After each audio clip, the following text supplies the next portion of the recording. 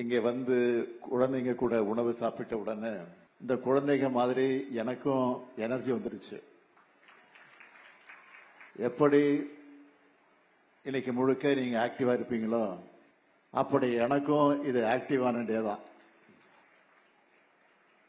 ஆக்டிவான டே மட்டும் இல்ல, மனசுக்கு ரொம்ப நிறைவான நாள். இந்த திட்டத்துல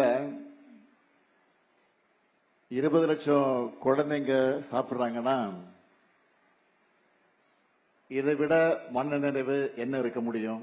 அடுத்து இது மகிழ்ச்சிக்குரிய நாளும் கூட.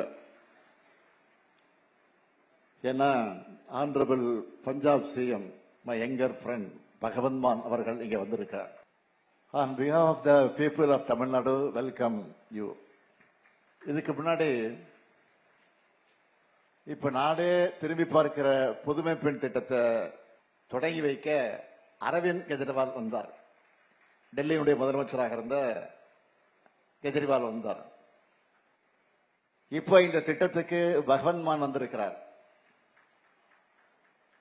தன்னுடைய பல்வேறு பணிகளுக்கிடையே நேரம் ஒதுக்கி வருகை தந்திருக்கக்கூடிய மாண்புமிகு பஞ்சாப் முதலமைச்சருக்கு என்னுடைய மனமார்ந்த நன்றி. ஒரு பசையும் ஓவா பிணியும் செய்கை சேருபகையும் சேராது 70 நாடுன்னு சொன்னார் மாண்புகள் வள்ளுவர்.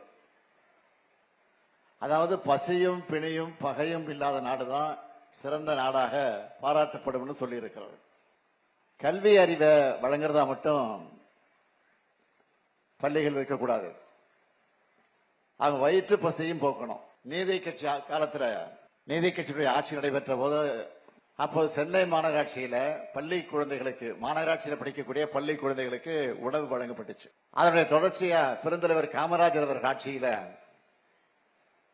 மதிய உணவு திட்டம் செயல்பாட்டுக்கு வந்துச்சு.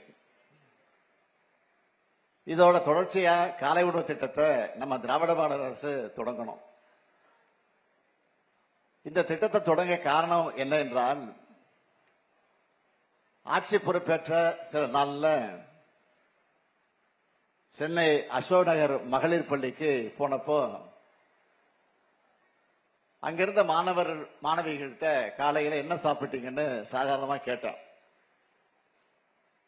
ஆனா நிறைய குழந்தைங்க சாப்பிடுன்னு சொன்னாங்க. சில மாணவிகள் டீ மட்டும் குடிச்சிட்டு வந்துட்டேன், பன் சாப்பிட்டேன், இந்த மாதிரி சொன்னாங்க. இதை மனசுல வச்சுதான் காலை உணவு திட்டம் தேவை என்பது அரசின் கொள்கையாகவே அறிவிச்சேன்.